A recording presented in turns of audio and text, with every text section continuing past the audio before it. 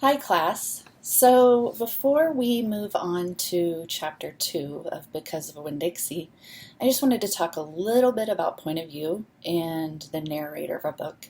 How a story is narrated makes a very big difference in what the reader takes away from a story. For example, in The Three Little Pigs, it's written from the point of view of the pigs. In the book The True Story of the Three Little Pigs, it's written from the wolf's point of view. So think about how those two books are very, very different. And clearly, it's because of the point of view, or who is telling the story. The person that is telling the story is what we call the narrator. The narrator, or narration, is how an author writes with the reader in mind, and the author very, very intentionally has to choose which point of view to use to tell the story. So there are two main types of narration.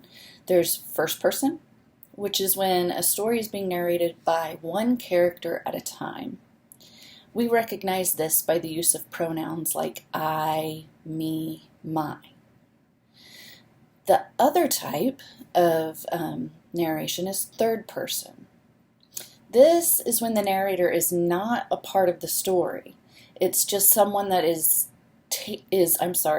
describing the main character's thoughts and feelings.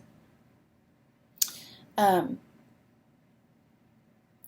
about Because of Winn-Dixie as I'm reading this next chapter. Which category do you believe Because of Winn-Dixie falls under? Why do you think the author chose that? How do you think the book would be different if it were narrated in the opposite point of view? Enjoy me reading.